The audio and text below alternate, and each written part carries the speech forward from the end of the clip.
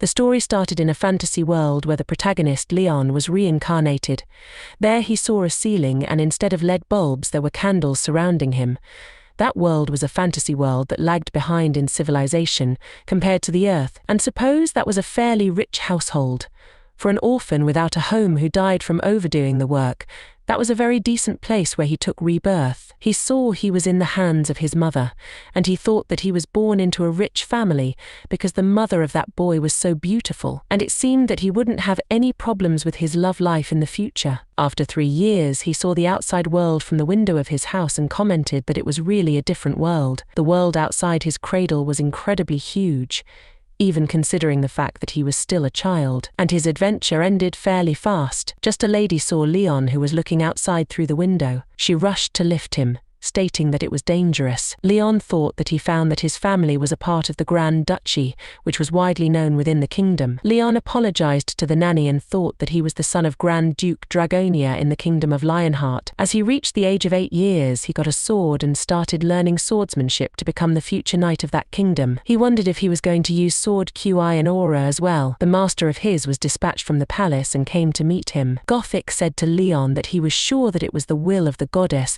that it would be highly rewarding to teach him, and was so pleased to meet Leon. Leon wondered about the Holy Knight, and then asked Gothic to take good care of him. As he got into training, he was dismayed that it felt like freaking child abuse because at the age of 14, he was told to move a very giant rock. Leon thought that Holy Knights were like monsters, even though they seemed like humans that were very hard to become. Gothic asked him to do one more lap as well. Leon wondered that they had to complete quests by training and become a knight of their kingdom, gaining experience and honor in the process. Leon was practicing swordsmanship with Gothic, but he wasn't able to make any attacks on Gothic. Leon thought that to be chosen by the Holy Grail, he had to drink the holy water, and as the son of Dragonia, he had to learn all things needed to become a Grand Duke. Just as Gothic attacked him and gave a lesson to just watch his opponent until the end. As Leon fell, he thought that it was a lesson for him to become the successor of the Grand Duke and the training to become a holy knight. He wondered if there was really a god, so he asked them to save him, even though he didn't believe in any religion. The scene shifts to when Leon was 16 years old, and he was in an area where heavy rain was falling. He saw something there. He roamed the world to gain acknowledgement about the goddess and become a holy knight after accepting his quest. Once, when he was in the forest, he noticed that a fire had started in a small village inside the forest. All the people there were asking for help and said that a lot of orcs were coming. Leon thought that if they kept racking up their fame and good deeds, she would eventually come to him, and that was so ridiculous. Some men there were trying to battle with the orcs. A man said to Gildas that there were a lot of orcs, and their lives were going to end there. All the orcs were heading towards them. Leon thought that there were lots of opportunities for him to use his sword, so that's why he was concerned. Leon attacked all those orcs and asked how they dared to invade the territory of the kingdom with his soldier feet. He then killed all of them and thought that there were lots of enemies of their kingdom. As he turned 20, he finally met the real goddess, and they weren't lying, he really saw a goddess. The goddess, Ariana, told him that she would give him a quest to know about his honor and faith. Leon knelt in front of Ariana and accepted her order. Leon believed that the goddess really existed, and after slaving away for many years, he finally became the Holy Knight. After becoming that, he killed orcs, tore apart goblins, and slew the evil cult. Eventually, he became the Earl Knight of the kingdom, giving him the authority to gather their knights, and he massacred around 700,000 orcs, including women and children, and he felt so refreshed. When he was 35 years old, the living saint or demigod, Argin, passed away, and chaos happened while he was battling the archdemon summoned by the Empire. The orcs were already enough of a headache, but denial was running amok, and that's why mankind needs to believe in gods and live faithfully. Putting all those things aside, they needed to elect a holy knight to become the successor of King Lionheart, who died with honor amidst all the chaos. As Leon approached Ariana, she told him that he was her faithful knight, a success as the symbol of honor and faith. He thought that the goddess descended upon them and selected him for that position of honor and fatigue, but he couldn't let down the citizens of the kingdom and the knights who followed him. He was transplanted with the sacred treasure from the goddess and vowed to protect the Holy Grail. By that, he became the Grand Duke Dragonia and the king of the Lionheart Kingdom. At 80 years old,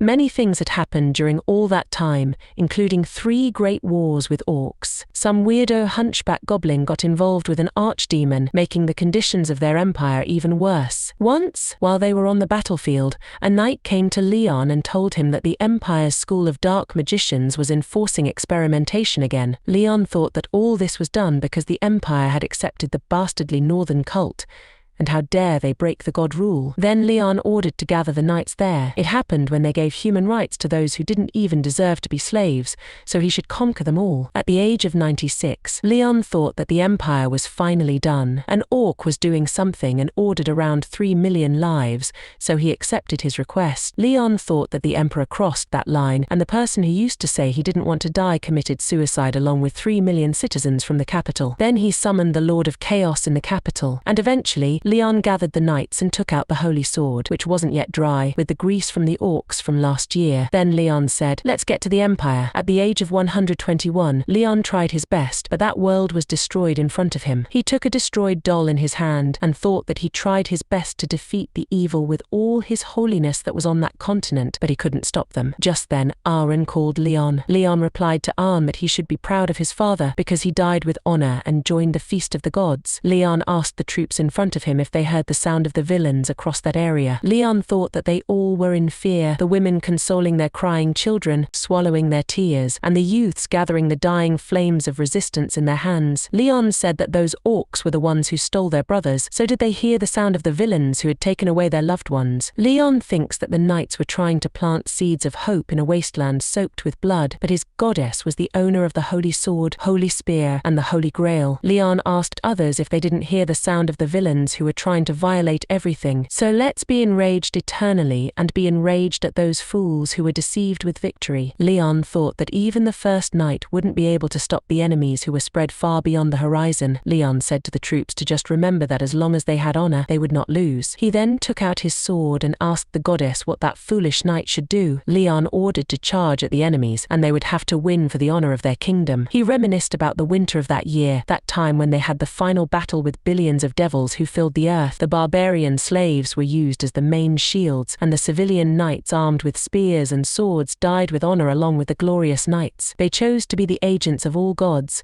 and all the holy temples. Leon attacked the evils and headed ahead by slashing his sword. Until the end, he defeated the demons and toppled countless demon lords and archdemons. There, he showed the real power of the holy knight to all those evils. At the 217th year, winter was going to end, but he was still battling. Slowly, he was defeating, and finally, at the 256th year, he destroyed the last remaining demon gate, and there was nowhere left for them to escape to. He seemed so angry and said to the evils that now they were all stuck in his world with him, so he would kill all of them on his own. The evils were shocked to hear that. Leon thought that he wasn't stuck, but those evils were stuck with him there. Then he started killing them again. At the 300 years, he finally killed one giant evil, and that evil screamed so loud. Just some people came there and saw Leon. An attendant asked what happened there. Leon defeated the archdemon in only one slash, and that was the courageous one. Leon said that it was not the time to fall, so rise up and fight. All looked at him, and a lady asked him who he was. Leon replied that he was King Lionheart. There was a yellow aura around Leon and his dress was all gone. Leon added that he was the Knight of the Glorious, and the agent who carried out the will of the holy temples, Leon, and that was the 300th year when he crossed paths with the Earthlings. Owing to a gate was opened there, and its rank was unidentifiable black. The Korean Hunter Association and World Hunter Association requested that the nation's largest guilds participate in the raid, but the request was denied due to the fact that the difficulty of the gate was unknown. At last, the government ordered the Korean Hunter Association to go in, trusting it, which was basically an execution order. And what he found there was a naked person, and all those things they saw there. Kim kept calling Hari, who was still thinking about those things, like a boy named Leon. As Hari heard Kim's voice, Kim commented that she seemed tired, so he offered her something to drink. She thanked him for that. that. Kim sat next to her and asked about her experience. She replied that no one believed her. Kim said that it would be expected. Hari explained that there was a black rank demon gate with an even greater devil,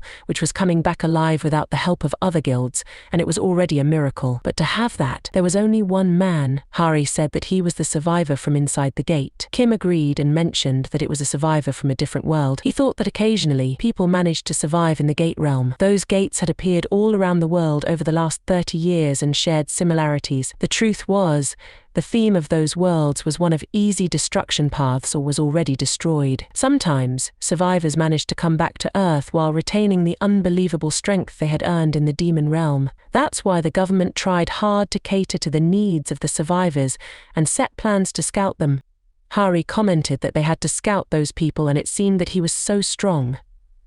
Kim as well agreed with her and added that even an rank hunter had to risk his life when fighting a high-ranking demon, and he killed the great devil with just one attack.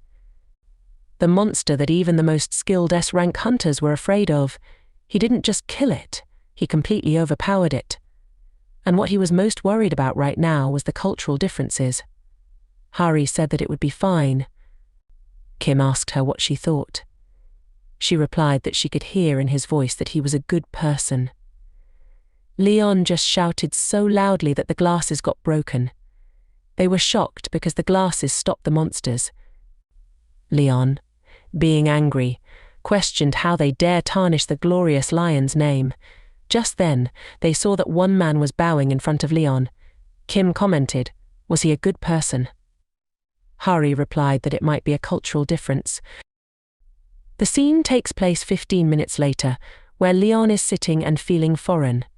He mused that he was an orphan who had labored in his 20s and died of exhaustion. After that, he was reincarnated into a different world and became the king and knight of a kingdom for more than a century. After defeating the world of demons and hunting demons for 200 years, that was a total of 300 years. He felt relieved that he still had some memories of that place.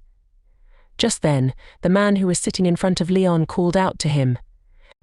Leon thought it wouldn't be beneficial for him to reveal that he used to live there as well, and wasn't a night king who lived 300 years in the other world, much better than a guy in his 20s who died from overworking.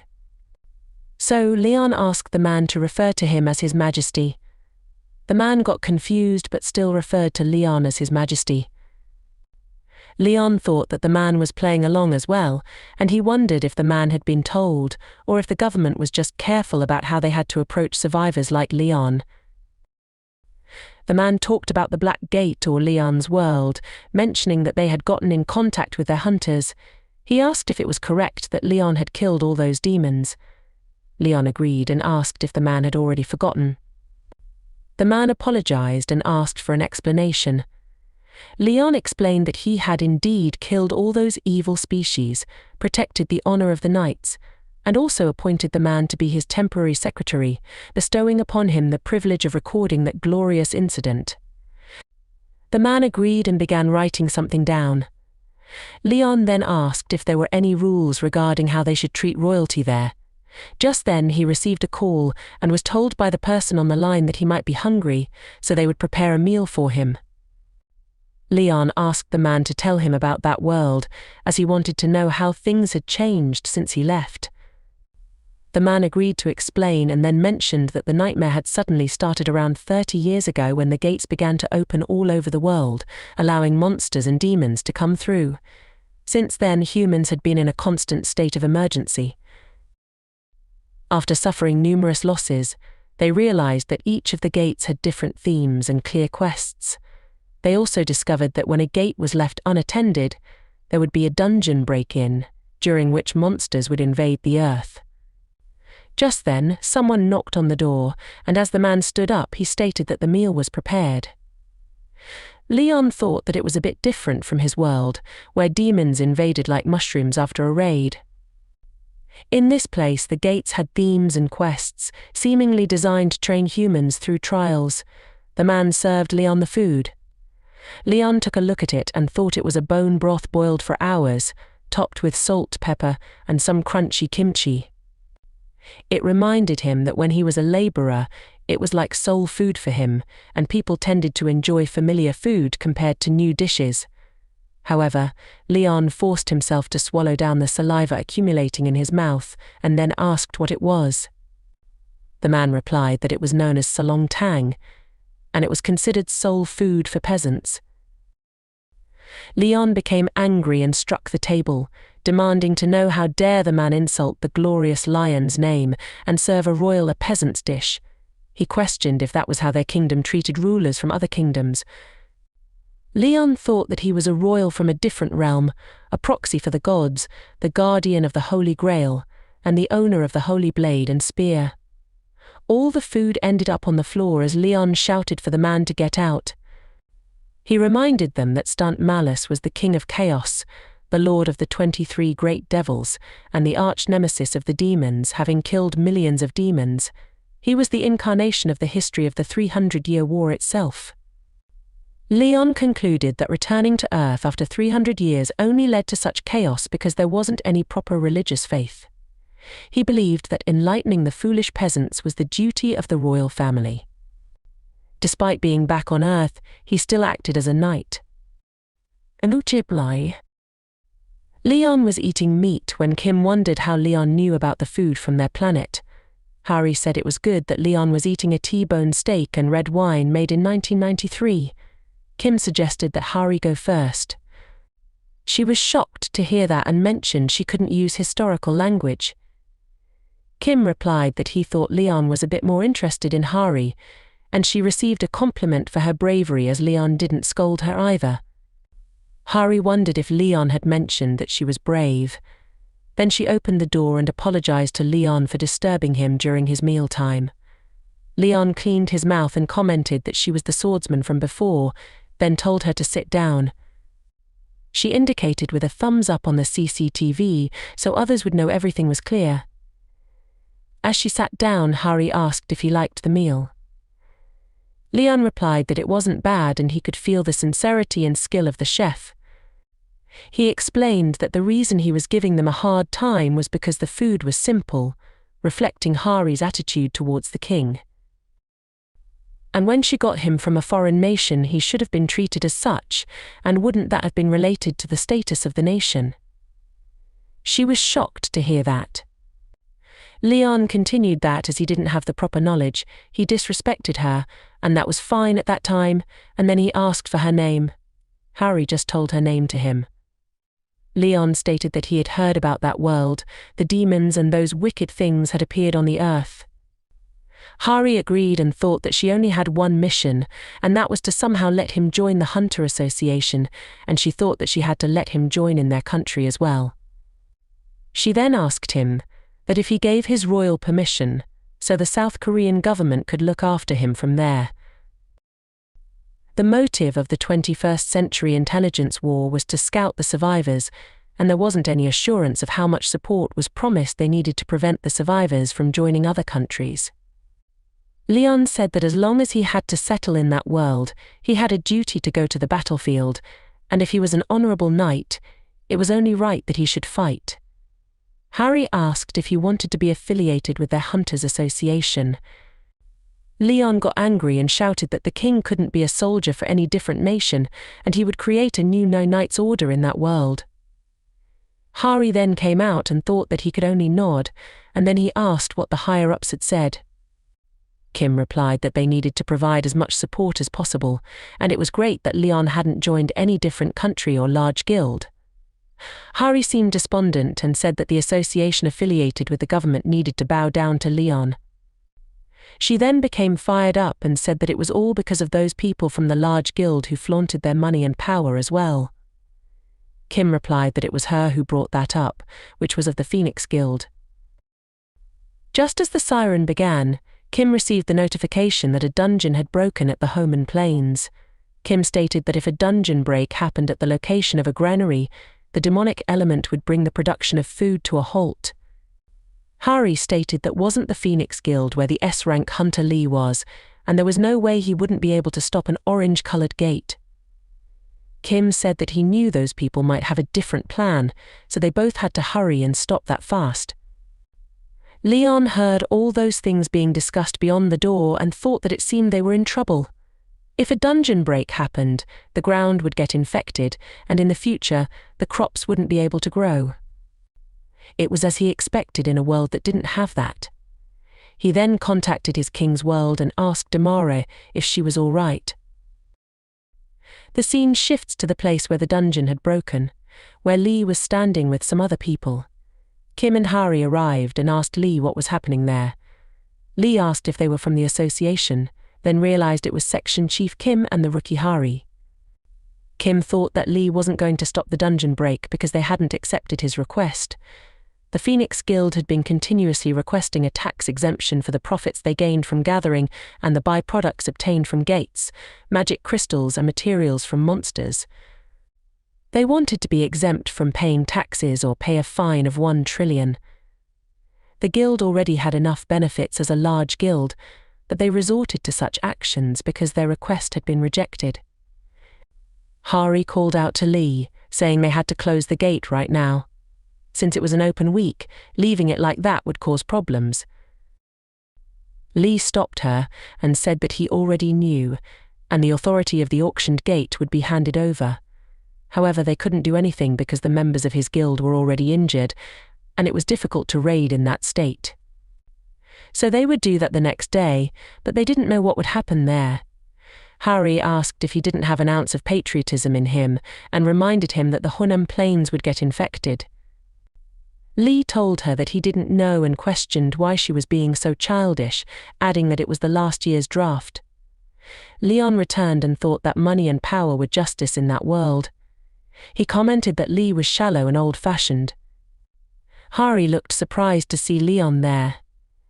Leon replied that she shouldn't call the name of the king so lightly, and that he only allowed them to call him by his title. Lee asked Leon if he seemed like a Westerner.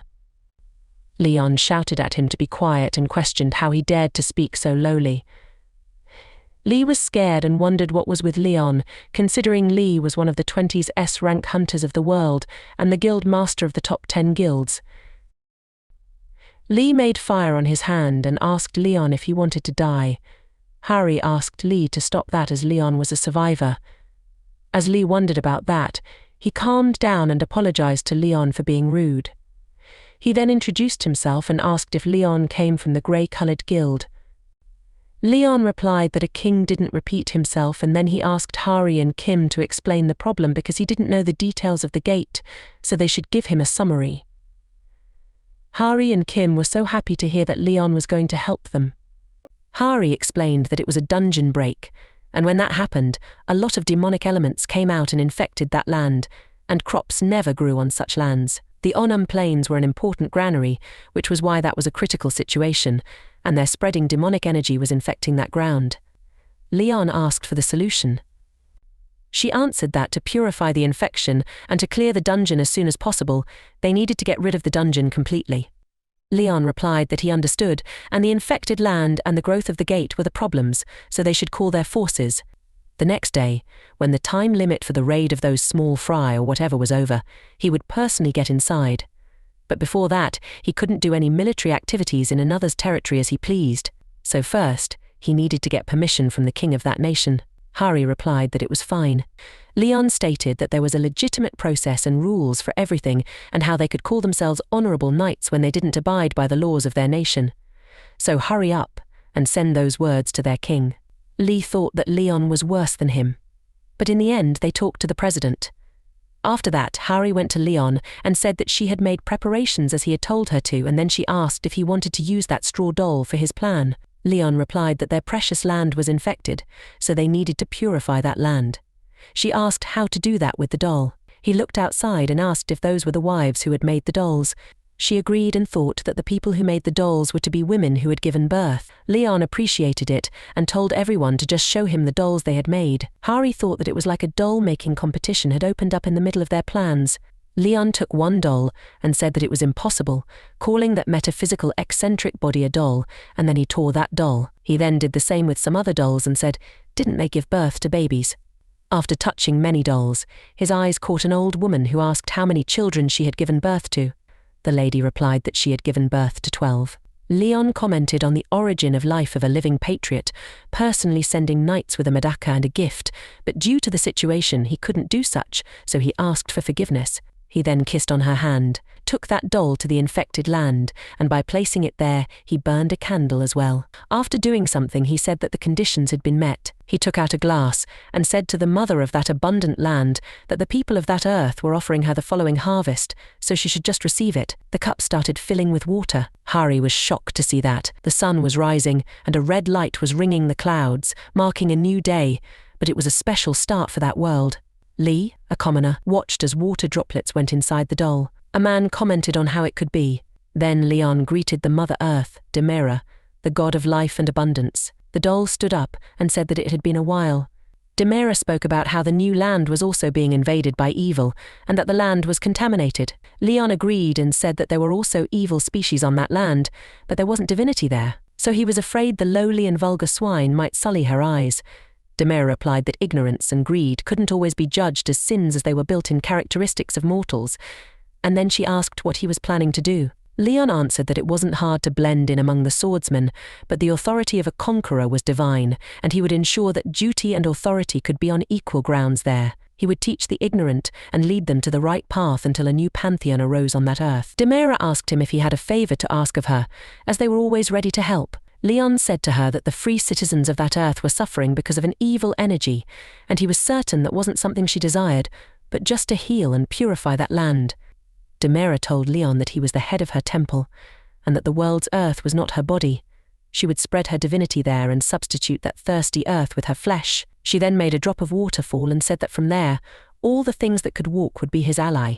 Leon told those humans to watch and learn, as they were ignorant, and couldn't learn and didn't know that the world was blessed with divinity.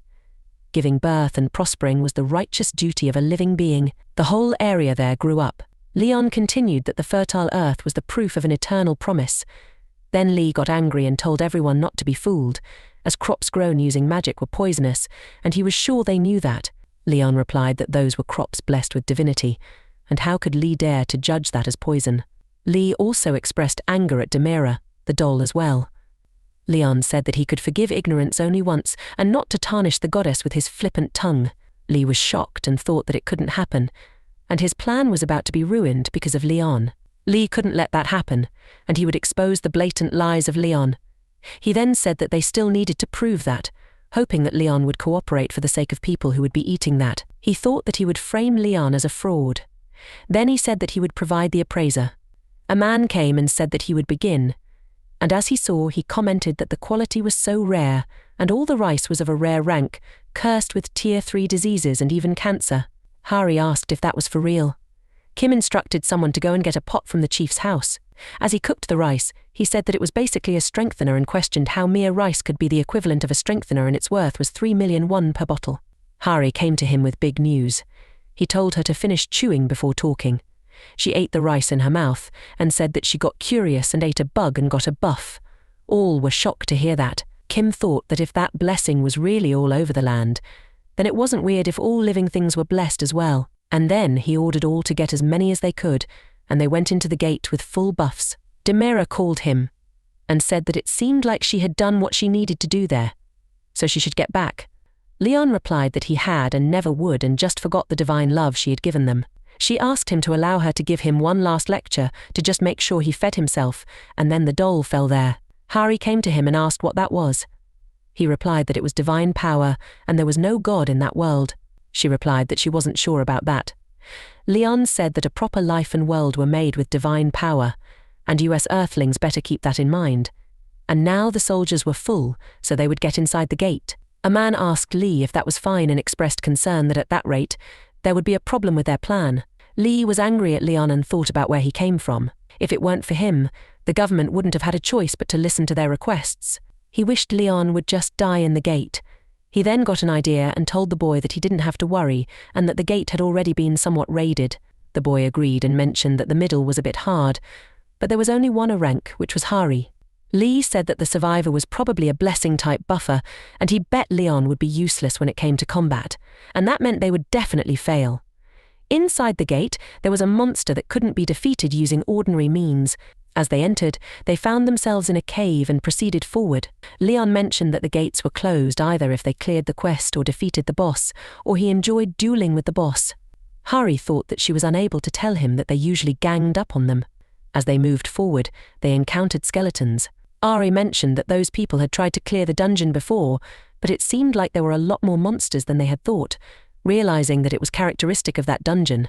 While the number of monsters usually decreased as they defeated them with most gates, in the case of skeletons, zombies, or even demons in special cases, as long as the boss was alive, they would respawn constantly. Leon commented that it seemed interesting and that meant things would only end if they defeated the boss, indicating that it must be the boss or those boss dungeons. She said that it was most likely that, and that there was probably a necromancer controlling the skeletons. Just as she grasped that the dungeon break had started, they all began to feel strange. Kim felt that Lee should have informed them if there was something like that ahead of them. Suddenly, a monster riding a horse with an infinite number of skeletons was heading towards them. One of them commented that there were a lot of skeletons. Another suggested distributing the potions. Kim advised focusing on giving them to the upper ranks first. He then asked Mashik how many archers and mages were with them. Mashik replied that there were 30 archers and 2 mages. Kim instructed those with sniping skills to take care of the long-ranged mobs and anyone with a shield to stop them from advancing, and then the battle began. Kim realized that they were stronger than he had thought, and the orange gates were different from others. However, they were not too much for a B rank like him to handle. As he slashed his sword at them, he noticed that those skeletons also had advanced spells, and he needed to grab their attention. Just then, a skeleton threw a bomb towards Kim, and Kim remarked that it was fine, because it was just a little sting, emphasizing that they should know that the gear he was wearing was very expensive. However, the boss arrived and attacked Kim. Hari was shocked to see that. A lady told Hari that they needed to save Kim and asked if they should call in the reserve forces for help. Hari thought that's what the reserve forces were for and that they needed to help them. However, they witnessed the giant sword swinging so fast, and they wondered how that was happening. She looked at Leon and thought that even though he was the king who defeated the great demon, she needed his help. He replied that a king should never join in a small battle like that. She asked what he meant. Leon replied that they should look for ways to build their honor, and he couldn't believe she would try to force him to help take on their damned bones. He added that it was rude to the goddess too, and he couldn't make himself watch that anymore. Hari was shocked to hear what Leon tell. A lady came to Hari and asked what they should do. Hari thought that she didn't have to waste her time, and Leon didn't seem to have any intention of helping them, and didn't seem to have any interest in anything except Dullahan. They needed to stop Dullahan first. Then Hari said that she would go and take care of the boss, and everyone else had to support the section chief Kim and their allies.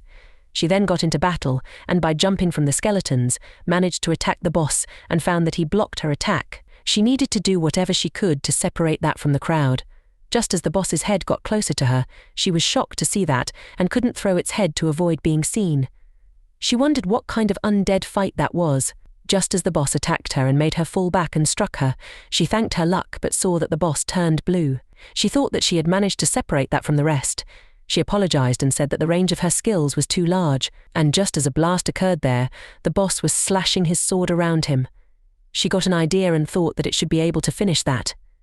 And then she attacked him, but he managed to block that with the blunt side of the blade. The boss slashed his sword at her. Leon appreciated them and by clapping, said that the exquisite sword skills, despite only using one hand, made him sure she was a noble knight at one point. He asked to allow him to apologize and to think that he would mistake a great knight like her for a mere undead. He called the unknown knight and said that Leon would give him the right to challenge him, and there was no need to have more troops injured. Let them end that fight with a noble duel between two knights. Hari thought that Leon challenged the boss for a duel, and there was no way that he would. Leon closes the gap there by stating to a knight of honor that he could lower his neck. And Leon was sure that the double-wielded swordsmanship couldn't be a proper battle with a one-handed weapon alone. Hari just called Leon.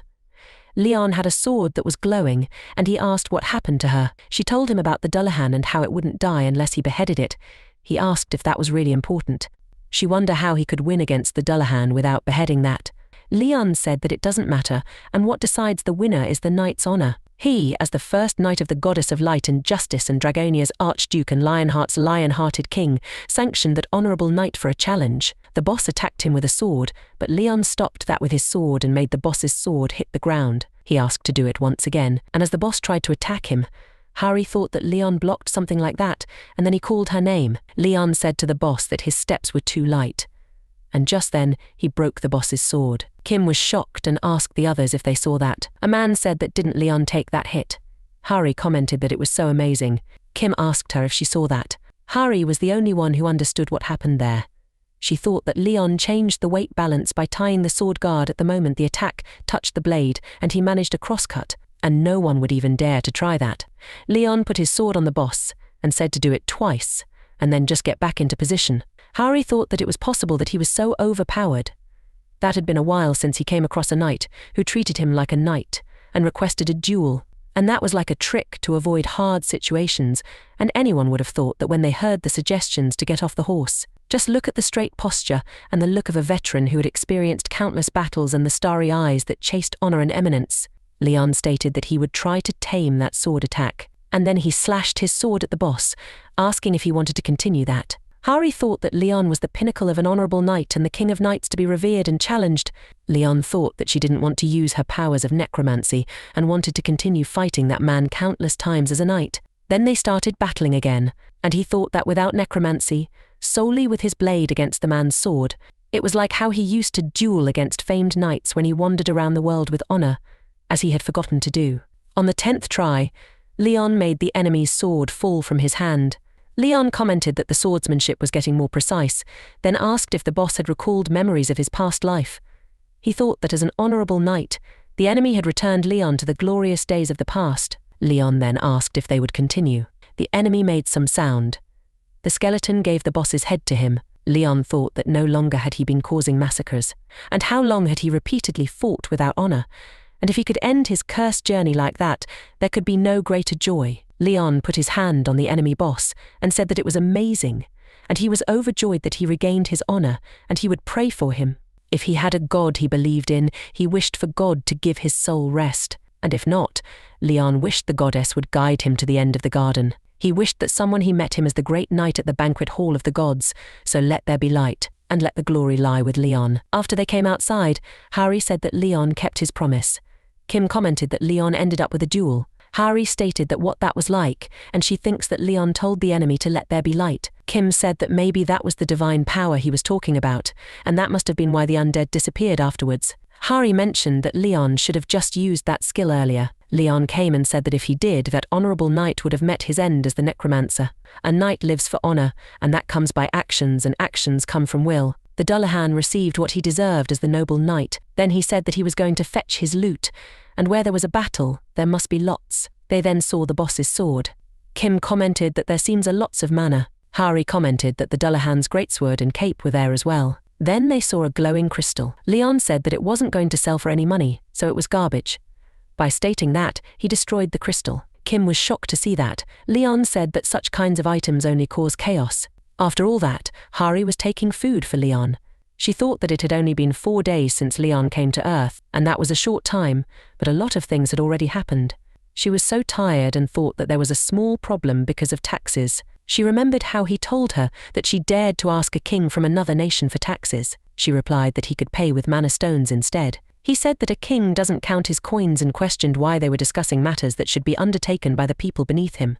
He emphasized that was enough talk about coins, and that it wasn't his job. Hari thought that they gained new followers for the cause of introducing divine power into the land. An old man asked how they should pay for that. Leon replied with 99 trillion, suggesting they pay 90% of their yield to him, which he considered generous. The man was shocked and said that both the taxes and the cost of living were already too much, and 90% would be too high. Leon replied that as followers of the goddess, they shouldn't worry about going hungry. He assured them that welfare, living costs, food, and other necessities would be taken care of by his guild. Hari then told all those men that the rice was so good, hence its price was high. She showed them the bill and stated that 80 kg of rice will be sold in the price of 150 million. The men were shocked to hear that and asked how much they would have left even if they gave 90% to Leon. Hari thought that the main problem was with Leon's residency. Leon shouted and asked if they were in the midst of a battlefield, and how could she put him in a place that didn't have a single piece of artwork. She thought that in his rage, he demanded luxury like a king, including a luxury bed and all other amenities. She called someone late at night and apologized, thinking that she did it because Leon wanted a 5-star hotel until 2 a.m. to rent a suite room. She knelt in front of him and said he should just sleep there. She compromised by agreeing to have a painting or a ceramic piece on display in the room. As he was sitting in her room, Harry came with the food and said that she had come. Leon allowed her to come inside, and when she asked if he was feeling fine at that time, he agreed. She told him that she brought breakfast for him. Leon was having a drink, and then he asked if she had already eaten breakfast.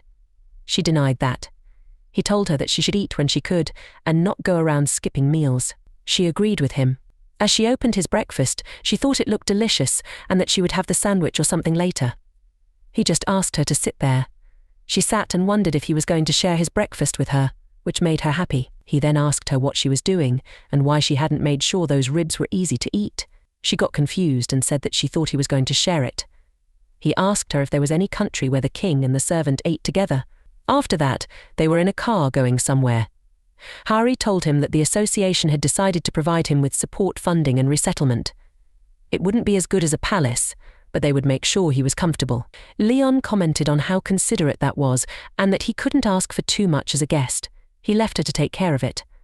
As she started to tell him about the distribution of the loot, he told her that he already left everything to her, but he liked the cape, so she should leave that with him. She agreed. And then they finally arrived close to the Hunter Association. She said that there was a helipad at the top of the building, so that would be convenient, and it wasn't bad. Leon looked at something and wondered what those things were. As they entered, someone called Hari by her post name. She got confused and thought that it should be a secret, so she asked the man who was. The man said that he was Director Park from the Dujung group. She was shocked and thought that it was the group that held the top position in the nation, and she was surprised that the director was waiting for them. Park told Leon that he was the survivor. Harry thought that Park already had the information that they were going there. Park told Leon that it was nice to meet him, and then he moved his hand for a handshake with Leon. Leon seemed angry and wondered why a mere merchant was asking for a handshake. As they entered the room, Hari explained to Leon that it was the place the association would provide him for a year. They'd cover the rent and utilities, so he didn't have to worry about that stuff. Plus, there'd be room service and cleaning maids available, so he could totally take advantage of those perks. Leon felt relieved hearing this, knowing that info about survivors was kept secret was a weight off her shoulders, especially in a situation where Park's intentions were sketchy, and Yang was a comfort, knowing Leon didn't entertain Park. Hari then asked Leon why Park wanted to meet him. Leon shrugged, saying it was probably just something a merchant would chase after for profit. She couldn't help but think about profit and recalled the blessed rice from the Onam Plains. Considering the urgency of their situation, managing information wasn't going smoothly. Someone was live streaming the whole thing, and the association asked them to take down the video. Later, Leon checked her phone and saw that the video had been re-uploaded. It was that farmer, Mr. Park, causing trouble again. Park watched the video and got visibly angry. He turned to a man nearby, questioning whether the rice's effects were real. The man nodded uncertainly. Park argued that the man hadn't even tested it on humans, questioning if it would work on them just because it did on rats. A woman chimed in, explaining that they sought more info about the rice by meeting the owner of the field.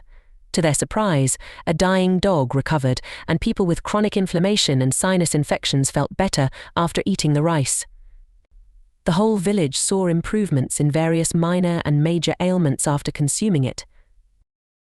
Even though they hadn't done official human testing, the effects seemed pretty clear. Park remarked, impressed, that it seemed to finally work. He couldn't help but take a dig at Leon, who had dared to call him just a merchant.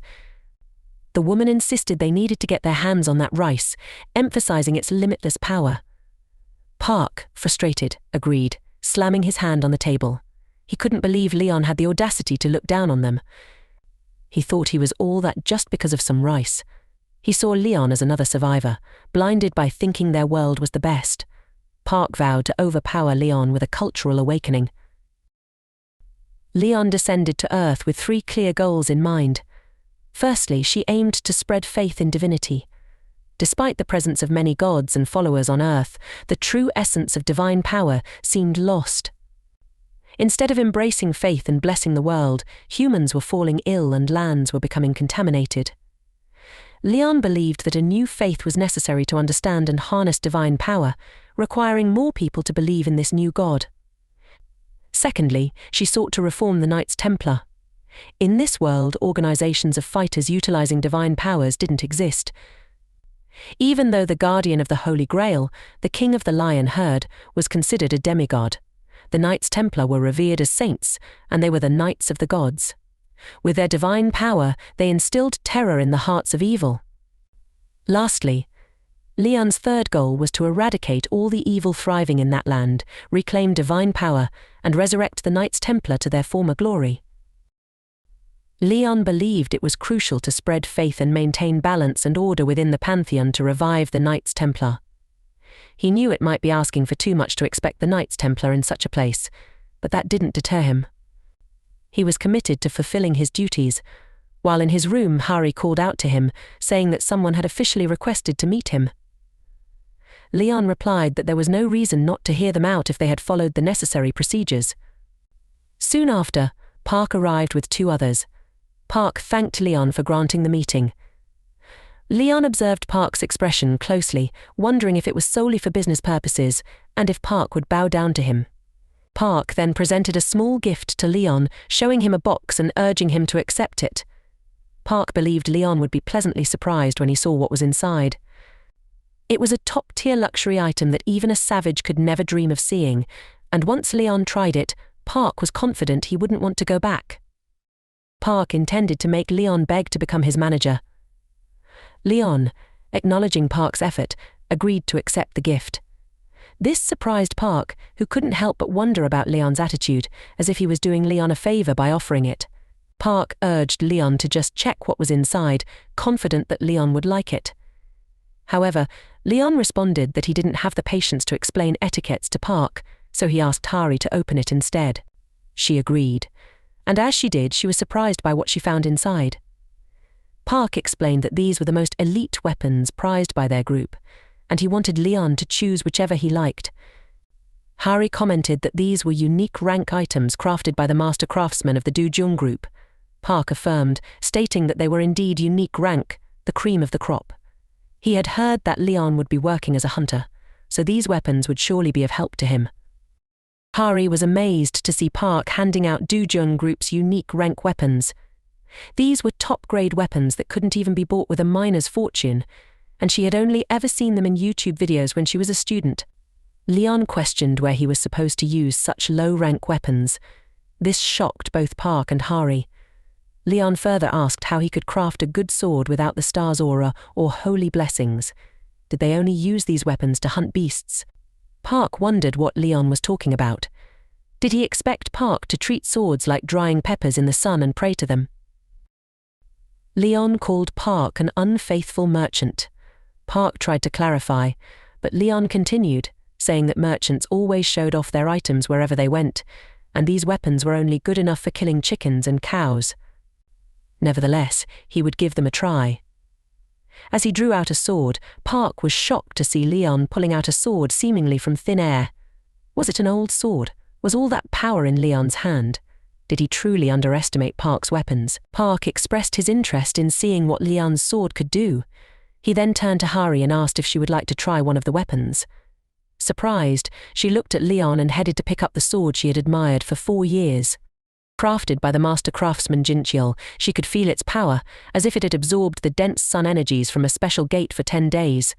She hesitated, questioning Leon if she could really use it. Leon responded by asking why she needed permission to swing a toy around.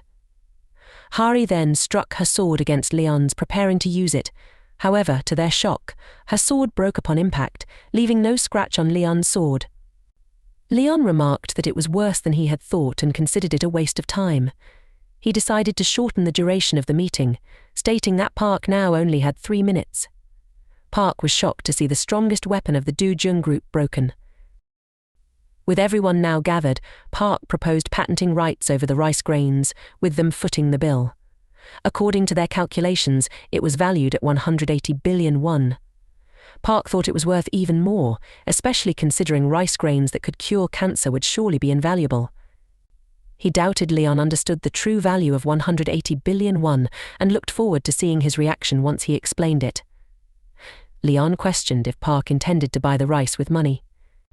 Park confirmed this, stating that Leon would have to sign a contract granting the Dujung Group a monopoly over it. If Leon agreed, Park hinted at raising the price. Angered, Leon accused Park of insulting divinity. Park was shocked to see Leon roaring like a lion.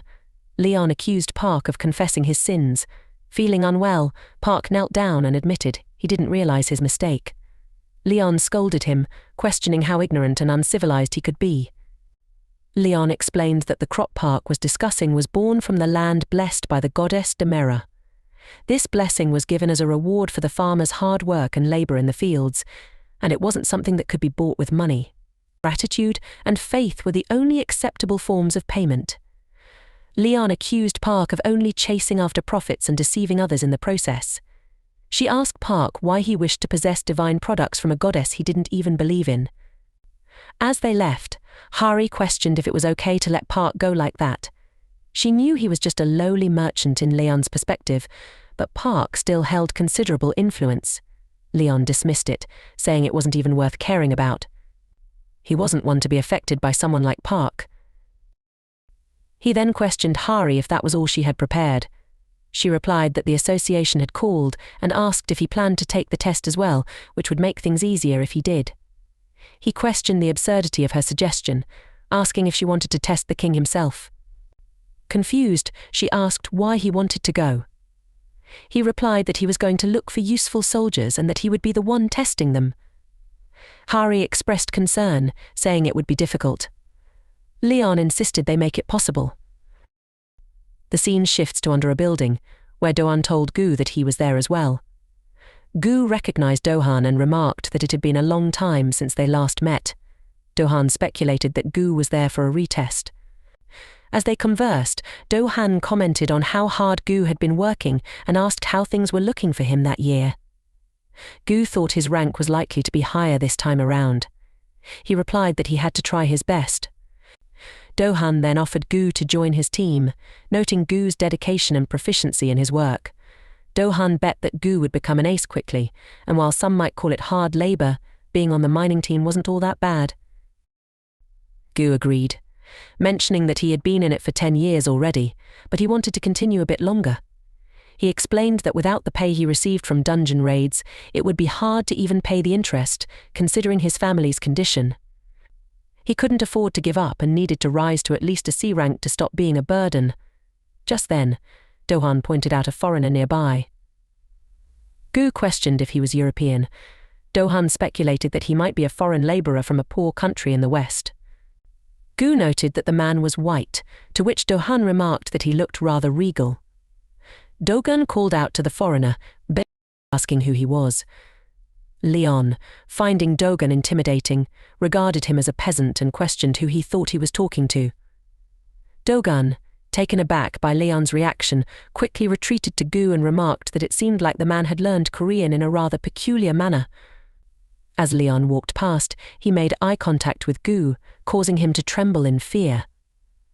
Dogan, noticing Gu's reaction, asked what had happened and if Gu was hurt. Gu couldn't understand what was happening to him. He felt like he couldn't breathe, as if something was pushing him down, but at the same time it felt strangely exhilarating. A lady came outside to call Day and told him to make sure he found his way to interview room 2. Day replied that he was on his way. Leon watched it all and thought that he hadn't come there to find strong people, but there wasn't even one worth being his soldier, and how disappointing that was. First off, the only people who showed up for their tests were low-rank hunters or those who had recently awakened. Someone called to Leon and told him to just go inside interview room number 9. Leon figured he couldn't expect much from the start. Then he headed into room number 9. Inside, a man called him by his name. Leon regarded him as a commoner and insisted he be addressed as Your Majesty. The man was surprised but complied, addressing him as such and asking if he could place his hand on the measuring device for the test. Leon looked at the machine and called the man a fool. In anger, he demanded to know how a commoner dared to test the honor of a knight. The man explained they weren't testing him, but rather the machine. Leon asked how a machine dared to measure the strength of a knight, insisting that only honorable knights and gods could truly gauge a knight's power. The man inquired why Leon had come there. Leon explained that he had come to search for useful soldiers, but even the judges were abysmal. He hadn't found anyone he liked, and then he asked about the other test. A man informed him that there was a test at the gate. Leon stated that real skills were demonstrated through consistent training and realistic situations, and he was going there to take a look. The scene shifted to the Soul Gate, where a man asked if anyone felt dizzy or anything else. Some suffered from motion sickness when passing through the gate. Most gates were already closed, but a few remained open, like Soul Gate, serving as an example. Day thought that this year's strength measurement wasn't much different from last year's and that he needed to do better to get good results. Just a boy and a girl arrived there, and the boy remarked that it was like that. The girl was using her phone and mentioned that the place was really popular. The boy asked her to turn off her phone. Day was shocked to see two newbies there. Then an old man arrived and commented that the air was so nice there. Day assumed that the others were all C and D rank, and then he saw Leon there. Day thought that considering Leon was there for testing at his age, he would be a newbie as well. Besides that old man, all others were newbies, so he wondered if that was fine. And then Day suggested they introduce themselves before checking out their positions. So he went first, saying it was his 10th year as a hunter and he was a warrior, with his main role being a dealer. The boy, Tay, said he was awakened that year and used the shock and spear. The girl, Nay, introduced herself as Tay's sister and mentioned she mainly used daggers, though she had been learning how to use the bow and arrow. Day thought they were beginners who hadn't even found their main weapon yet. Then he asked if they had gone to a training center. Tay replied that they had gone for 3 months. Day realized they were really newbies and then asked about the old man. The old man, Gang Tay, said it was his 5th year and he had awakened, but recently resigned. Day thought Gang Tay had little experience considering his age, especially since his weapon was a gauntlet, which would make it hard to compensate for the distance a sword or spear could cover. Then Day asked Leon if he could speak Korean. Leon replied that he didn't fight, and you couldn't use a sword made for slaying dragons to kill chickens. Day wondered where Leon had learned Korean. The man informed them that first they had to hunt 50 kobolds, and sometimes a knock would pop up in the field. If he considered it too dangerous, he would step in, so they didn't have to worry and could just focus on showing their skills. Day wondered if the test would be okay. He was reminded of a while ago when he asked Leon if he had brought his weapon. Nay offered her weapon to Leon, asking if he wanted to try using the bow and arrow and if he knew how to use them. Leon took the bow, asking if she wanted him to use that as the king. She told him he could give it back once he finished. Leon got angry and threw the bow, stating that a knight doesn't use a long-range weapon like a coward. Nay asked him what he was doing. Day stopped the argument and headed into the forest, worrying that the test might fail at that rate. He suggested they go to a location he knew for hunting. Tay commented that Day seemed very experienced, and Gang Tay agreed. Tay mentioned there was a settlement at the end of the terrain, thinking there would be a lot of kobolds there as well. Day explained it wasn't a good idea to go to a settlement with such a small group, as it would be almost impossible to find a way out once they were surrounded. They were going to hunt kobolds who lived in caves and would set nearby grass or leaves on fire to get smoke into the cave. With that help, they could easily kill the cave kobolds. Tay praised Day for his plan, but Day thought it was nothing to be proud of. He had studied all kinds of tutorials and raising methods, dreaming of the day when he could enter a high-rank gate, but the only gate he had gone into was that one, and he needed to be promoted from D rank. He wondered how long he was going to remain in D rank. Just as Tay said there were kobolds in front of them, Day told him to wait. They noticed the kobolds heading toward them. Day instructed Tay to use his shield to block them, and then they all started battling the kobolds, killing them. Tay remarked that it was easy to block if they ran at them in a straight line. Nay told him to just watch his front, but before he could attack, a kobold attacked him. Day told Tay not to let his guard down, reminding him that the kobolds might be weak, but they were fast. Then Gang Tay came, punching the kobolds and freeing Tay. Day commented that it was great and there were only a few left, so they should keep going. As they finished off all the kobolds, Tay apologized for his mistake. Day told him it was fine because it was his first time there. Nay also killed 2 of them, and it was good that no one was hurt, thanks to Gang Tay. Day thought that he could do that, and initially he was anxious, but his party wasn't bad except for Leon. Then Day asked Leon why he didn't do anything while they were fighting. He pointed out that the staff was watching from the back, so was that fine? The man replied that he would take that into account when grading, so they didn't have to worry. Day said they weren't saying it because the man told them to, and then he suggested they go further inside, as they would reach the cave soon. As they were heading, Tay commented that there was really a cave in front of them. Day instructed them to set a fire as he had mentioned earlier. As they collected bushes to make a fire, Day was about to light it. Leon asked him if he really thought it was the best thing to do. Day apologized and asked why Leon was suddenly questioning when he hadn't helped at all. Leon asked if that was the best Day could do and told him not to make him repeat it. Day explained that he had used that method 3 times before and had always been victorious. Leon pointed out that while it may have worked in the past, could Day depend on experience when he had such little experience overall? Day retorted that Leon was younger than him, so he should let him do it. He proceeded to make a fire there. Day then instructed the others to gather around, as the kobolds would soon come outside.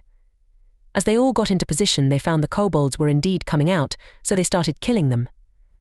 Day thought he knew his method wasn't wrong, and then he said to everyone to let's get rid of all of them like that. He thought if they could gather a bunch of kobolds there and kill a few gnolls out on the plain. He suddenly heard a growling, which was from a knot captain, the boss of the Seoul station gate, and its rank was above C. But why did it appear there? Day said he and Tay would take on the Gnoll captain, while Nay and Gangtae would handle the kobolds. He believed it was important to have someone experienced in each team. Day knew that sending an inexperienced D rank against a Gnoll captain was risky, but he had to trust Tay to hold his own. As Tay faced the Gnoll captain, he seemed scared. Day told him to get it together, realizing Tay was too intimidated to fight effectively.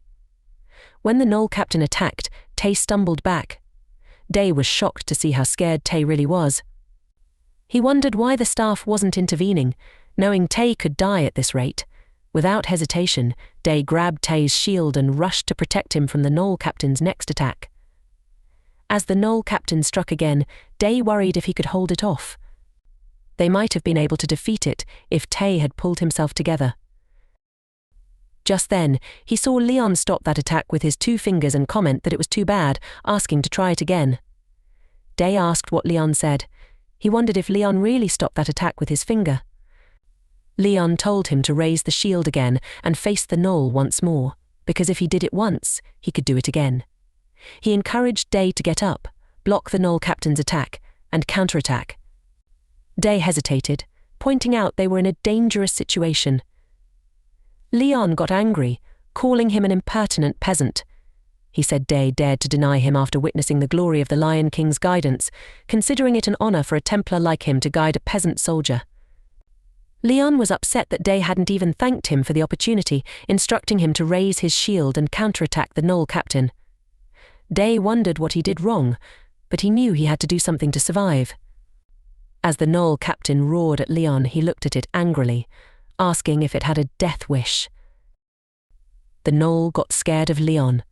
Suddenly, Day attacked the gnoll captain and found it to be incredibly strong, almost making him drop the shield.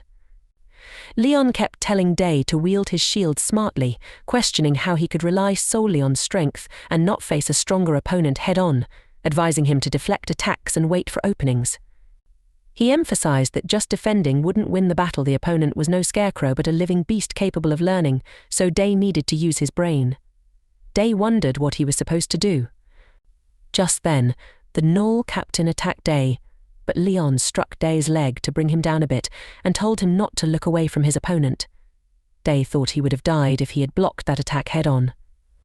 Leon urged him to stay focused and not let his potential go to waste, encouraging him to utilize that potential better. Day wonders if he had potential, even though he is just a talentless D rank without a single exclusive skill. It seemed impossible that he would suddenly develop potential just because Leon thought so, but Day felt like he could do it this time. As the enemy attacked, Day used his shield for defense and successfully blocked the attack. However, the enemy punched Day, knocking him down. Leon wonders why Day wasn't able to see everything clearly and realizes that Day still has a long way to go. The scene shifts to an office cabin where Leon is sitting with Kang. Leon says that from the beginning, there was no way a warrior like Kang would be just a mercenary. Kang replies that he used a bewitching mask to disguise both his face and body, but admits it was pointless. Then Kang asks if Ekin participated in the evaluation and if he got what he wanted out of it. Leon replies that he now has a soldier candidate, and there is no need to be so anxious as he does not intend to go overseas. Kang stated that Leon already knew what he was thinking about and guessed that he was a bit nervous because the power Leon displayed was so incredible. He was impressed as well. It might have been a D-rank dungeons monster, but it was at least a C-rank boss, and Leon treated it as if it were a mere toy. Leon replied that something like that wasn't even worth being a toy. Kang said that if Leon wished to start a guild, he would help him, and he was sure that Leon was aware of this. He added that nothing was better than fame when trying to establish an organization of people, and there weren't many ways to become famous those days. He mentioned a gate that turned red in Cheongju due to a failed raid for a year. No one had been able to clear it, destroy it, or obtain the jewel of wisdom guarded by the boss of the Red Gate, Jagd Spinner. The scene shifts to the time when the Cheongju Sports Complex gate was raided for the first time by the KPP Guild. As they enter, a man said to Hyun that it was A. Just then, Hyun stopped and said that he knew it was a modern civilization, more developed than Earth. A girl commented that it was so cool, a gate to future world. She added that there were fantasy and Miriam worlds, so why not something futuristic? Another man remarked that it looked more cyberpunk. Hyun said that it was a challenge and they needed to revise their plans, starting with the organization of the party. The other man agreed, noting that they had arranged the party thinking they would fight a few strong opponents. Hyun suggested they use the building over there as their base camp since it was high up and would provide a good view of everything. As they entered the building, Hyun asked Hoi if he could see anything. Hoi replied that there was nothing, no NPCs or monsters. Hyun asked about Jagd Spinner, saying they were supposed to be the boss. Hoi replied that he didn't see it either. Hyun found it strange and thought it odd that such a large city didn't have any people or monsters. He guessed that it might be a good thing since they weren't facing a resistance army or an evil authoritarian force. Then Hyun addressed the KPPP guild members, telling them to pay attention. He reminded them that they had entered the gate but still lacked information about Jagd Spinner. He instructed them to keep a lookout on the surrounding area and said they would select an expedition team to map the area. Just as he said that, a beam attacked and killed him. Hoi, standing at some distance from Hyun, shouted that they were being attacked and told everyone to find cover. They were attacked several more times. Hoi thought it was bad even though Hyun was in a rank tanker. He couldn't react in time, so the monsters here must be incredibly powerful. He told everyone that at this rate, they would all die and asked if anyone had located the enemy. A girl said that at 3 o'clock she could gauge the distance because of the dust. She then mentioned that the building wouldn't hold out much longer. Hoi told everyone to fall back in an orderly manner and hurry outside because the building was going to collapse. While running, the girl asked about Hyun's corpse. Hoi replied that something was strange and they would come back for it after recuperating. Then he asked Hyeri to scout ahead and check the exit. She rushed ahead, agreed, and upon checking, said she wasn't able to sense anyone there and that the exit might be safe. But just as she called outside, she felt a wire hit her neck, and suddenly her head was cut off. Realizing there were wires, Hoi told everyone they had to get out of there. He took his sword and slashed, instructing the others to imbue their weapons with mana to cut the wires since they weren't normal ones. He wondered if there was really only one enemy and how long they had been watching them.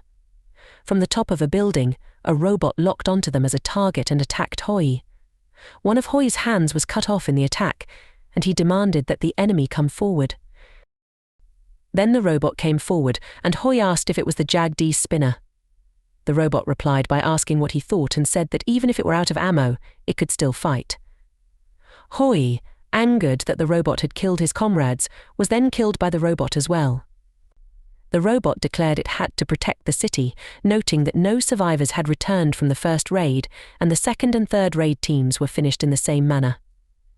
Consequently, the gate boss Jagged Spinner's clear difficulty was promoted to red, and raiding of that gate was paused. Later, another party arrived. As they hammered the ground, a man remarked that the weather was just like he saw in the video. A lady suggested they avoid entering the city, as the likelihood of encountering Jagged Spinner increased the deeper they went into the gate. The leader agreed, stating that as they had all concurred, they would be the ones to take the Jewel of Wisdom and the rest of the rewards, with the 60 billion being their guild's share. The Cheongju Sports Complex gate was entered by one of Korea's top 10 guilds, Golden Lion. The guild master was Guillaume, and the vice guild master was Jan. They were accompanied by 47 other members, the Magic Tower Guild, and 48 mercenaries. Leon was also there with Hari. Hari served tea to Leon and asked him to try it. As Leon tasted it, he said it wasn't bad and asked what the tea was called. She replied that it was barley tea. They made their base camp, and Leon asked Hari what was wrong. She replied that she was worried about things going smoothly, but at the same time, they weren't going smoothly. She admitted that, honestly, she thought the best possible scenario would be if things went well without Leon having to step in, but then he wouldn't get the chance to gain fame. He said that it was the best thing that could happen if the King of the Lion Heart didn't have to step in himself. It meant the situation wasn't bad. He then asked what she thought the duty of a king was in her kingdom. She replied that it would be to rule. She added that it was a given, but anyone could take on that role, and unless the person was overly prideful, she assumed most kings would act similarly. Then Hari said that Leon was like the King of Knights. She realized that he stepped in each time an attack wasn't going to be blocked. She remarked that this was the city of the King of the Lion Heart. Leon responded that the Lady Fortress understood that the fact the King of the Lion Heart had to step in was a shame to the knights, which showed how serious the situation was. And coincidentally, it seemed like he would have to step in again in place of those weaklings. Hari told him that the raid team had the S-rank Guillaume and a mage, so she thought it would be fine. Leon asked if she said they were called hunters, acknowledging that they were rather strong for ordinary humans, but they wouldn't understand war. The outskirts of the city were safe. They all seemed confident about their information despite having only encountered the enemy 3 times. They called themselves a raid team, analyzing the patterns of the monsters and responding accordingly, which Leon found comical. Hari told him that a good general knows how to respond to the situation, and that there was no fixed pattern. Just as she was about to share more, a blast occurred, and she said that Jagged Spinner was a talented warlord. The robot reminisced about the past where a lady said she was going to end, and asked it to do a favor to remove all the unidentified beings who invaded the city. Just as all the raiders saw Jagged Spinner at the top of a building, it began attacking them. The humans took defensive positions, but Jagged Spinner descended to the ground and killed some of them. Some wondered what kind of monster it was. The robot reported that around 23% of the unidentified beings were killed by commencing fire for effect, while 48% were eliminated by charging energy. The man wielding the hammer jumped near Jagged Spinner and struck it with his hammer. The robot detected damage to the main joint region and increased internal pressure, prioritizing the removal of the unidentified being. The man told Guillaume that it was too late until her metal could. Guillaume retorted that she had told him not to call her Guillaume and then attacked Jagged Spinner, causing it to collapse to the floor. Just then a man with white hair took something from Jagged Spinner. The robot's activity overloaded, triggering an emergency purge, and its radar system went down. It was permitted to use restricted resources and activate RWR equipment inside the city, substituting the target. The risk priority of level 3 was removed. Just then, the robot jumped and began to move away from the scene. Everyone started chasing after it, trying to stop it. Gil said that he would activate the distortion force field, so they should gather around. As the robot prepared to attack, a shield formed over the raiders. A man noticed that the bullets' trajectories were being curved. Gil explained that it was a magic tool created to fight Jagged Spinner, and that it was a shame he had to use it so early. The robot detected the abnormal phenomenon and began a maintenance operation, completing its analysis. Then it fired, and its attack penetrated the shield, hitting one man. Gil thought it was impossible. He had already calculated the angles at which the bullets would swerve, so what was happening? Another person wondered what was happening, and then he told Gil to turn off the distortion force shield because it was too hard to predict the direction of the bullets. Gil announced that he was turning it off, instructing everyone to charge as soon as the force field was down. Counting to 1, he deactivated the shield. Then he realized something and stopped them, saying that there were wires around them. Gil thought that the Jagdi spinner wasn't running away, but rather installing those wires. He wondered how it could do that so quickly. Then he discovered that the Jagdi spinner was actually charging itself, which shocked him. He believed that they had all gathered together because of the force field, but that was their mistake, and they couldn't evade it. The Jagdi spinner completed its charging and prepared to fire, but then stopped. Suddenly, everyone heard a sound and saw a horse approaching. Leon exclaimed to the horse that it had been a long time since they had last met, and that it was his old sworn friend. Then he mounted the horse, and they all listened to him speak about the courage to charge into a sea of enemies alone with just a horse, as he was the Leon who praised them. He bestowed upon them the glory of being received in his presence and the honor of a duel, granting them royal permission to fight him. Gil wondered if Leon was on some kind of crack. The Jagdi spinner's railgun acceleration timing was established, generating 13% capacity. The threat level dropped to 0, indicating a simple organism, and the unidentified being's title was removed. Leon then drew his sword and urged the horse to run. As the horse picked up speed, the Jagdi spinner fired its beam. Leon remarked that he was unaffected by cowardly long-range weapons. He charged towards the beam's light to counter, and upon impact, they created a massive blast. Leon also moved forward to attack the Jagd spinner. At that moment, Jago spinner's high-performance AI calculations ceased to function, unable to logically understand the phenomenon unfolding before it. The machine evaluated the situation and identified the weapon as an outdated joust.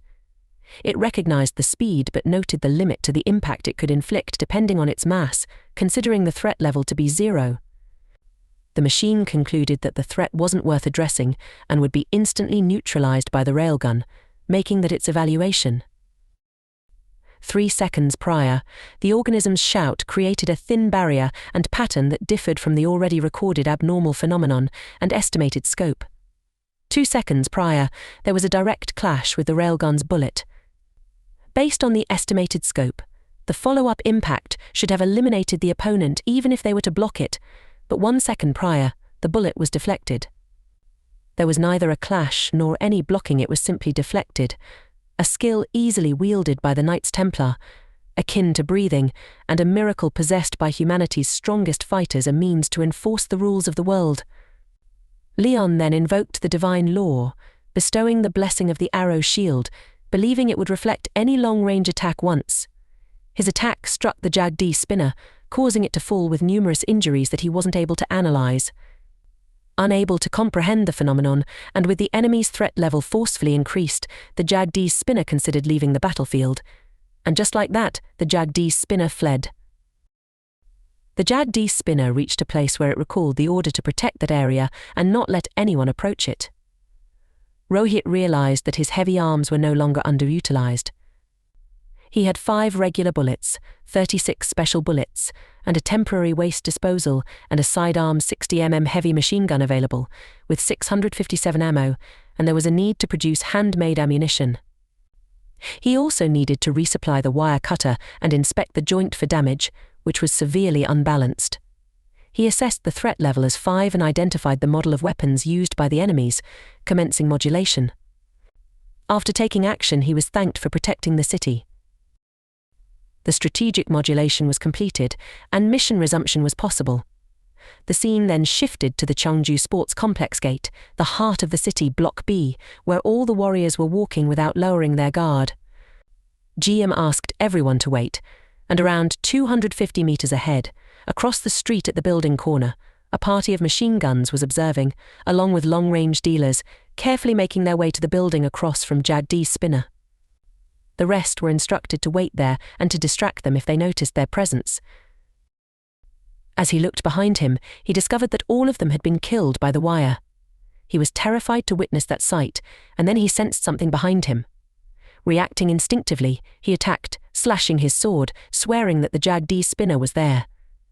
Just as the wire cut the head of the man as well, he realized that the Jagdish spinner had killed 5 of the warriors. Then he noticed a man running, pleading not to die. The Jagdish spinner assessed that the remaining organism had been spotted, and the threat level was elevated to D. The fleeing man stumbled and begged the Jagd spinner to spare his life, expressing his fear of death. The Jagdish spinner recalled a conversation from its past, where someone had asked if it would continue to protect the city even after they were buried there, destined to forever be a part of it. The Jagdish spinner processed this with its logical reasoning first priority, complete removal of the invaders' second priority, protecting the city. The third logical reasoning also completed, involving autonomous evaluation, hacking logical reasoning, and decision-making, while logical reasoning and priority were forcefully altered. He ceased reminiscing, leaving the boy confused as the Jagdish spinner refrained from attacking him. The boy pondered whether the Jagdish spinner spared his life. Then, the Jagdish spinner leapt away. Soon after, Gil and the others arrived, and Gil inquired if the boy was all right. The boy responded affirmatively but mentioned feeling tired. Gil asked what had happened, and the boy explained that the Jagdish spinner had fled instead of killing him, possibly because it had seen them approaching and knew it couldn't win. Someone suggested that there might have been limitations on the Jagdish spinner as well. Gil observed that the place seemed like a cemetery, unlike other parts of the city, which they hadn't realized earlier. They noted it was the only clean area. The Jagdish spinner, by fleeing, calculated that the enemy forces had a 92% chance of winning, thus deciding to retreat. Gil remarked that it was an unpleasant place, urging everyone to leave, which they agreed to. The Jagdish spinner believed its priority was to protect the citizens, even in death. It then assessed that there were 49 enemies remaining, with its level 5 threat in good health, while level 3 had a likelihood of successfully removing its own threats at 35.7%. Back at its base, Leon arrived, mentioning his enjoyment with the commoners. Leon reveres chivalry, and it wouldn't be an exaggeration to say he embodies it. He despises cowardly ambushes more than anything else and seeks a fair fight. Leon then asks if the Jagdish spinner is ready.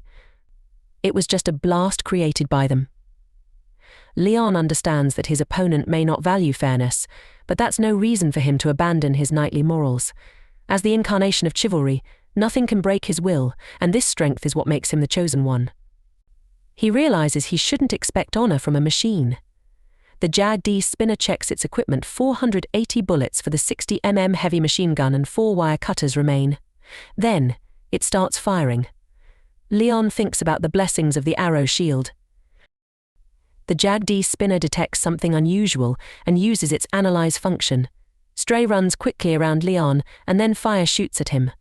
Leon smiled and created a formidable shield around himself, shocking the Jagdish spinner. Just as Leon attacked with his sword, the Jagdish spinner dodged. Leon, mounted on his horse, charged with his sword ready to strike.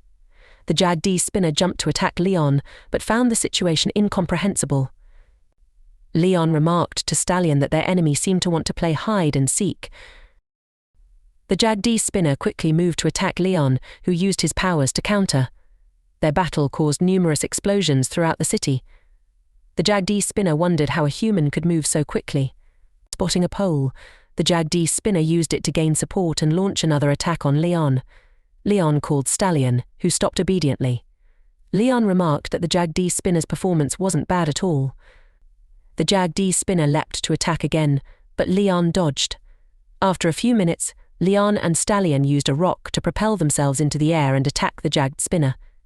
The Jagdish spinner, now with only 68 rounds of ammunition left, decided to use them all in a final effort. He used all his ammunition on Leon, but Leon seemed different, filled with rage, and continued advancing toward the Jagd spinner. Leon struck the Jagd spinner so hard that it was slammed to the floor, suffering lethal damage and surpassing its operational limits. The Jagdish spinner then recalled a past memory where someone warned that what was sealed should never be released. Protected by self-detonation protocols, it was programmed to detonate all explosives for landfill facilities. Suddenly, a massive blast occurred. When the Jagdish spinner opened its eyes, it found itself in a storage container smelling of oil. Someone called out to it, instructing it to go protect the city and fulfill its duty. Outside, a monster was wreaking havoc. The Jagdish spinner engaged the monster, driven by a single goal to support its allies and protect the city. The Jagdish spinner headed to the city, immediately defeating the enemies and becoming heroes. The tale of the unmanned tanks that saved the city from a hopeless state was a sweet story to the citizens who had been losing faith. These tanks became a symbol of hope, known as the Knights of Steel. A total of 10,253 units were remodeled, and they protected the city under command until there was nothing left to protect. A girl had once told the Jagdish spinner that it was her final request to protect the city and ensure that the thing could never leave. The remaining battle machine received its last order to prevent anyone from approaching the thing. It had prepared and protected countless times. Snapping out of his memories, the Jagdish spinner found Leon standing before him. Leon commented that the Jagdish spinner had fallen, but the blessings of the arrow shield had worked. Then he noticed a purple crystal and remarked that it must be the thing the Jagdish spinner was protecting, the jewel of wisdom, something that shouldn't exist. As the Jagdish spinner tried to move, Leon asked if it was still trying to fight and how long it had been protecting this place. He wondered aloud how long it would fight alone. Leon acknowledged the Jagdish spinner as a knight of devotion and loyalty, and expressed that all living beings across dimensions were indebted to the Jagdish spinner for its service. Leon solemnly declared that his quest was completed. He did something to break the crystal, hoping the Jagdish spinner could rest in peace. With that, the Jagdish spinner ceased to function, its mission finally over. Leon was walking with Kang, recounting everything that had happened. Kang responded, "So, Leon, you destroyed the jewel." Leon asked, "Are you complaining?" Kang shook his head and said, "No, since you destroyed the Jagdish spinner. It was also your right to do whatever you wished with the jewel." Leon reassured Kang, "Don't be disappointed. That jewel was poison." Kang was shocked to hear this. "Poison?" he repeated in disbelief. Leon explained that jewel was created by the evil of wisdom, designed to tempt humans. In other words, it was an item of a demon. Kang was shocked to hear this. Leon continued, "At first it grants one's wishes, but soon it starts demanding payment, like feeding a beast to tame it. It tempts humans with promises of eternal life, but it doesn't take long for one to lose their humanity and become a demon." Leon asked if they had been discovered in other places as well, and that they should be destroyed quickly. Kang replied that he would have to inform the US government as soon as possible. Leon responded that Kang should do so, but warned that the government might have already fallen under the demon's influence. Then, Tenny passed through a gate where some researchers were working. Leon asked if that was where the Jagdish spinner was being kept. Kang confirmed that it was safe and sound. When Leon saw the Jagdish spinner, he used his power, telling the loyal knight that he could rest, and a yellow ray appeared. He then found the Jagdish spinner starting to move again. The Jagdish spinner made sounds, and Leon thought that the energy was divine power, even though there was no visible energy source. He guessed that divine blessings had created a miracle. Then the main part of the Jagdish spinner emerged. Leon remarked that it was the one chosen by the goddess, and he drew his sword. He did something that caused the yellow light to appear again, shocking the onlookers. Then he slashed the sword, and all the people saw a lady appear. Kang was surprised to see her. Leon thought that all the humans present could feel that the woman of brilliant light wasn't human, perhaps she was a divine being incomparable to anything else. Leon referred to her as Goddess Ariana. She recognized him and asked what had happened. He reminded her that the Jagdish spinner was there, and that it was an honorable knight and a role model to all other knights, deserving of her care. Ariana replied that it hadn't fulfilled her request, hadn't proven its honor, nor had it offered its glory to her. Leon guaranteed her, as her first knight, that if it weren't for its existence, the Jagdish spinner would be befitting of the High Lion Heart's glory, as it was a great knight. She responded that if Leon praised it so much, there was no need for her to look further, but she needed to be certain of one thing. She then referred to the Jagdish spinner as the Steel Knight and asked if it would worship the light and sing of justice by enlisting in the Ingenar Knights military. The Jagdish spinner made a sound. Ariana said that although it was full of honor and knowledge, its heart was still that of a child. She asked Leon to help her knight rid the world of evil, and then it would truly become a knight. The Jag-D spinner emitted sounds and began hacking the signal pattern of the language. A language module was being installed. It then confirmed that it was a good plan. Ariana then said that as long as the jagged spinner remained loyal and supportive of her first knight, she would share her glory with it. She made the yellow light fall on the Jag-D spinner. Leon thought that the Grail Knight was being granted light and justice. Meanwhile, at the USA's Magic Tower, in Master Heynold Sherman's room, someone apologized, saying they were unable to fulfill the other person's command.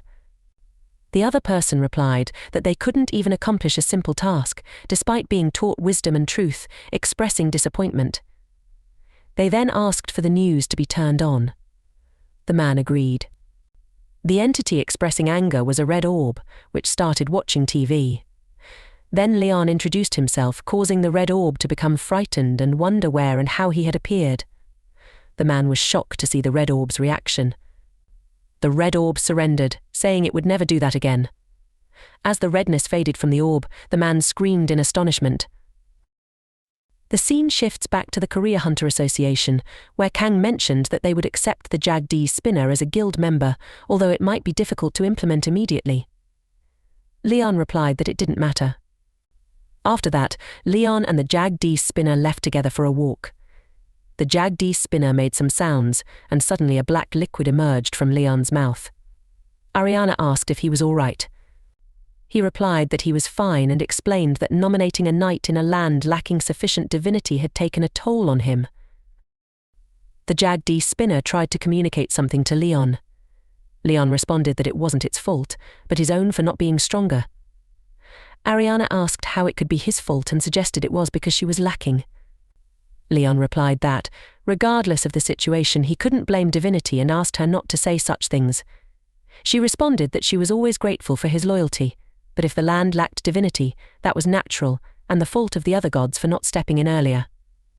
She asked him to have faith in her gods and wait for them. Ariana then spoke to her brothers and sisters, urging them to help Leon. The day the King of the Lion Heart turned 121 was the day the world ended. Only one knight remained, who expelled all the dignity in his world and directed it into his own heart.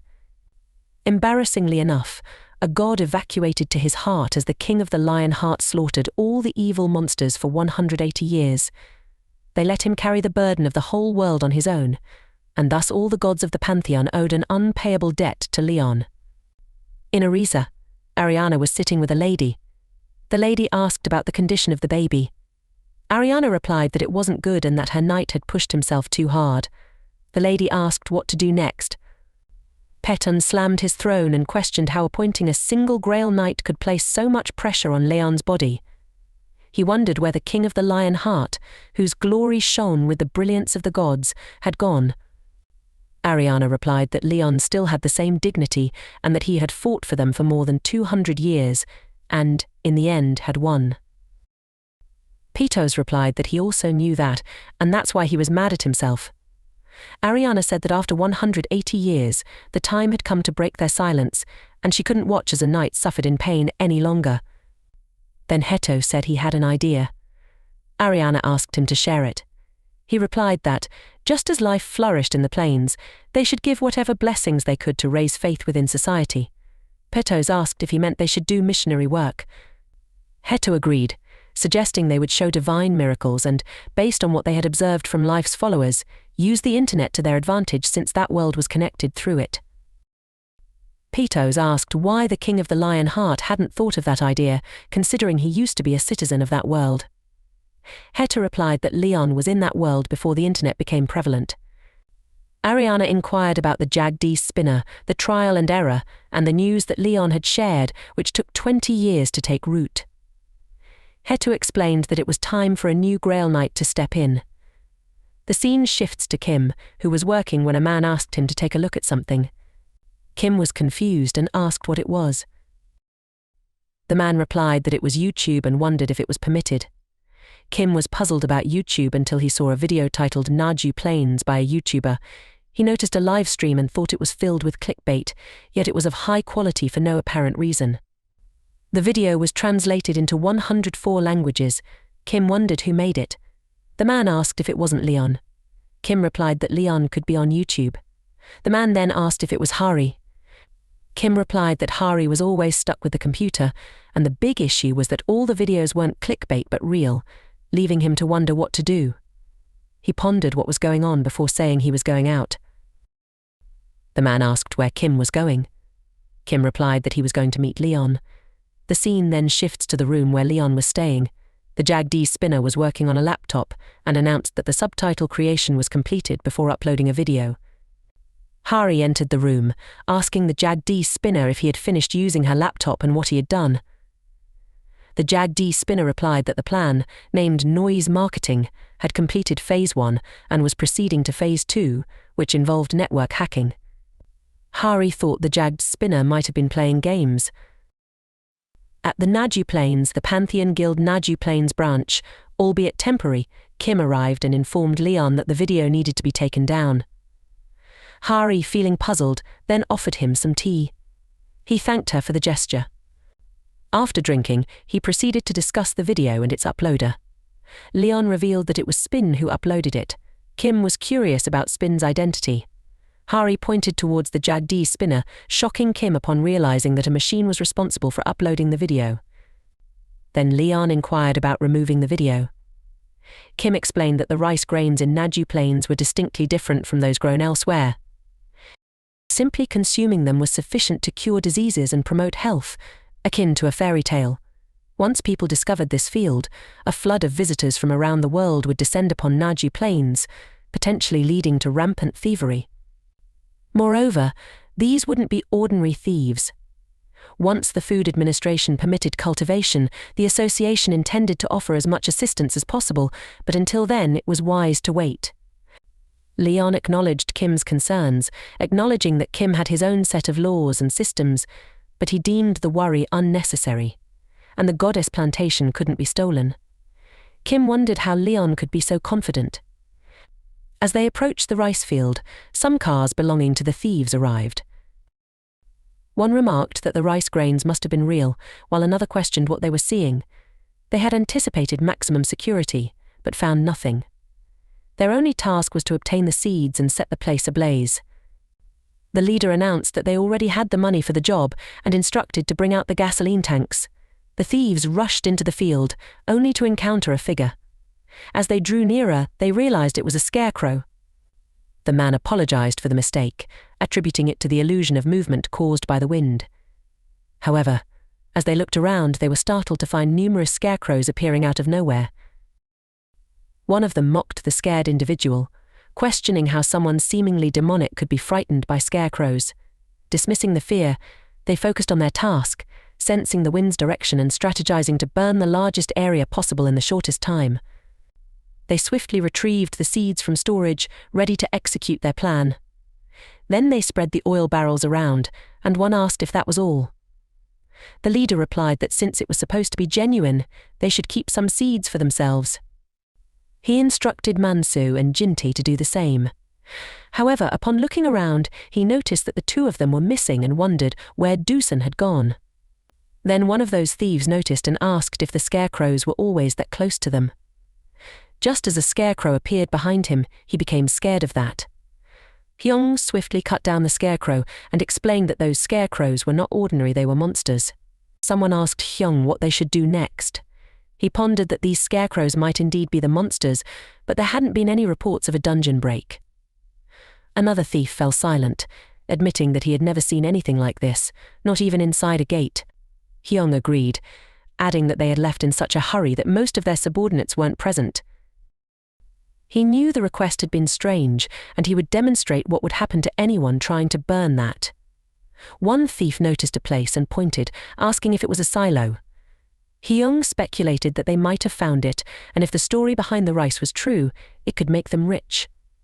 He then ordered the others to load as much rice as they could into their cars, considering that the monsters were restricted only to the fields, so the storage would be safe. The next morning, they were all found tied up with ropes, with a board nearby explaining some details and mentioning the death of an important member of the thieves' group. After those people were arrested, the value of the Pantheon and the blessed rice skyrocketed. Leon actively promoted the pantheon to facilitate the circulation of rice, and although there was a minor incident, it was soon forgotten. Eventually, the entire internet was buzzing about the pantheon. Taking a break, Leon wondered if this was the gods' plan and realized they seemed to be adapting to modern society better than he was. Haru arrived with big news, revealing that the evaluation results for the rice were in, valuing each pack at 230 million won. Leon insisted it had to be cheaper. She asked if it wasn't good but it was expensive. Leon explained that the market should determine the price, but with such a high value, how would the peasants afford it? He believed a god's favor should be equally accessible to all. She inquired if that was true. Leon recounted meeting the president earlier, where he emphasized the need to educate farmers about divine favor, but officials stressed maintaining religious neutrality. Haru remarked that it was indeed true. Leon replied that he had still managed to gather more faith, which should be sufficient to amass the Lionheart power and force. She asked if that would be fine. He inquired about what she meant. She explained that she had successfully acquired the yellow hat as Leon had requested, but raiding that gate with the people he had selected seemed impossible. Leon confidently replied that they would see about that. The scene then shifts to a building where Dohan meets Gu, and they both recognize each other as kin. Gu greeted him, saying they met again. Dohan asked if Kim was there because of the text message about the Hunter Association president gathering helpless hunters like them, wondering what would happen. Gu admitted he was also curious. Observing the others around them, he noted that they were all C and D rank hunters. While they were waiting, they saw Hari arrive, and one man mentioned that Hari was a rank swordsman who had apparently set the highest record during last year's draft. Gu looked back and noticed Leon had also arrived, recognizing him as the survivor. Gu knew that Leon wasn't an ordinary person and hailed from a different world. When Leon took the stage in front of all the hunters and welcomed them, he explained that he had called them there because he was seeking soldiers to join his guild named Pantheon. He clarified that the hunters who were qualified, who had proven themselves and undergone training, would be honored with the opportunity to enter his military. Gu thought that Leon was talking about the military, not the guild. A man mentioned they would receive information about the entrance test, which turned out to be clearing the yellow gate at Samjeon Station. This revelation shocked them all, prompting questions about how they could possibly do that, equating it to a death sentence and questioning the nature of the test. Gu believed these reactions were to be expected from the hunters. The gates were ranked by color, with black being the most dangerous, followed by red and orange, which were lower risk. After these were yellow, green, and blue gates. Considering that the gate where Gu took his test at Seoul Station was blue, for C or D rank hunters, the yellow gate meant certain death. The adventurers were all vocal about their doubts on how they would manage to clear the yellow rank gate, considering it seemed like a lie. The man in charge asked them to calm down and stated that if they didn't intend to proceed with the test, they were free to leave. This led to some of them angrily departing, complaining about wasted time, with one even saying they'd rather go back to sleep. Gu wondered if it was all right to let them leave without trying to stop them. Only a handful of adventurers chose to stay. Leon pointed to one of them and asked why he had chosen to stay. The hunter, looking worried, replied that he thought there might be some significance to it. Leon agreed and turned to another, inquiring about his decision. That hunter nonchalantly mentioned that he had stayed just because. When Leon asked a third hunter, the response was that he stayed because his friend was also staying. Then Leon directed his question to Gu, asking why he was staying. Gu explained that since the guild was created by an S-rank hunter, he was willing to take the chance.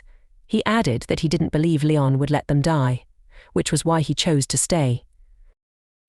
Leon appreciated Gu's confidence and remarked that he seemed energetic. He explained that he was there to gather soldiers, and their first duty was to obey without doubt, to accept a knight's orders, and to trust in the knight's honor and power. That was all they needed to do, simply listen and follow. He instructed all the hunters who had stayed to gather their share of equipment and prepare. The scene then shifted to Samjeon Station, in front of the yellow gate.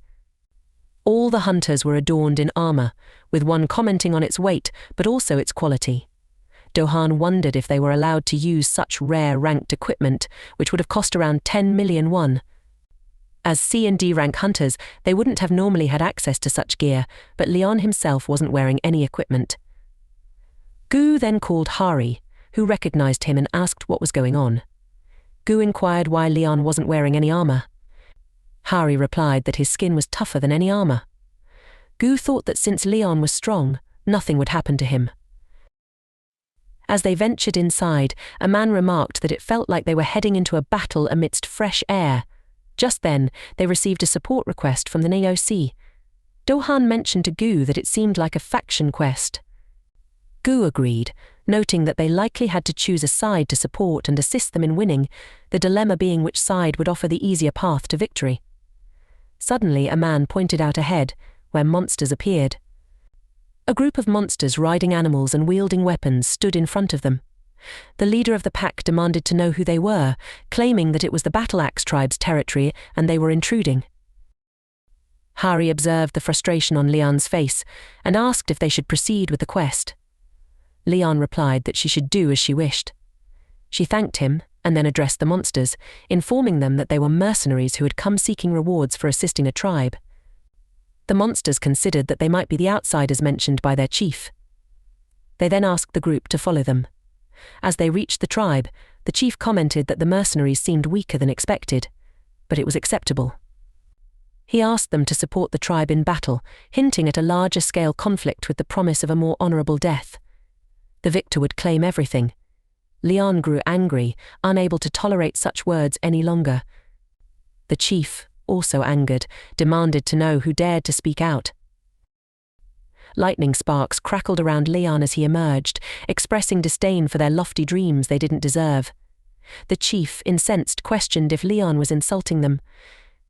Without hesitation, Leon slew the chief with his sword, declaring that he was not an honorable warrior and would perish like a bug in the dirt, representing unwavering justice. Leon's kill streak of 8,769,653 orcs earned him the title of Orc Slayer and established his legend. The orcs were shocked to witness their chief's demise and swiftly launched an attack against the humans. Leon instructed the hunters to grab their shields and form a circle to defend against the orc assaults. Gu was surprised, questioning how they, as D-rank hunters, could stand against the orcs.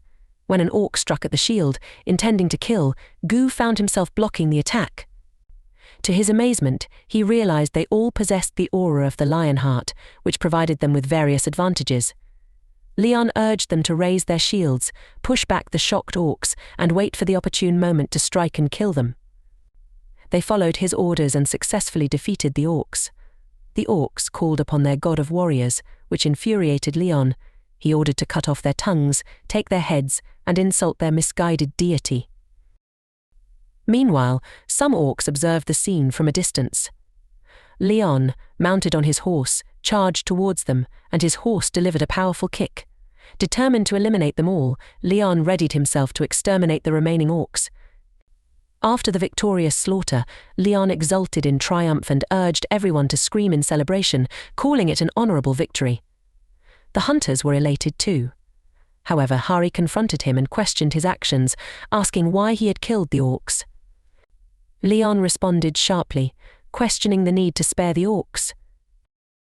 He dismissed the idea of helping them as nonsense, stating that he would rather throw himself into a blazing fire than aid those green beasts. He argued that the orcs didn't deserve any mercy, their existence was inherently evil, and they didn't deserve to live. While they may have been brave, he vehemently opposed comparing their aggression to the bravery of knights. He saw them as nothing more than sickening beasts who didn't deserve to be treated as humans. Hari mentioned the possibility of a kind orc king somewhere in the world. Leon simply advised her to remember that the only good orc is a dead orc. Leon recalled the time when countless orc survivors arrived on Earth through the gates and humans welcomed them. However, the orcs struggled to adapt and became more like demonic humans. He emphasized that orcs were a problem on Earth. Spin and Leon reached their destination, where Spin suggested that an all-out kill was possible if their duty required it, as it would be very efficient. Leon left that decision to him. He then asked Hari why she was wearing clothes over her head to conceal her colored hair. Spin initiated the core overload, causing a high yellow light to surround him. He explained that the core was overloaded. The cooling system was abnormal, and the fuel rod's deterioration had accelerated, leading to core fusion. Upon seeing this, Hari commented that it looked like something unpleasant. Leon advised her not to use dirty language. She asked if releasing radioactive material into the river to kill orcs went against the honor of a knight. Leon smiled and explained to Spinnen and Hari that fighting the orcs wasn't a war or a battle, it was about exterminating the beasts. He questioned what kind of hunter would worry about honor when it came to hunting, reiterating his belief that a good orc was a dead orc. Hi guys, don't forget to like, comment and subscribe if you enjoy the content.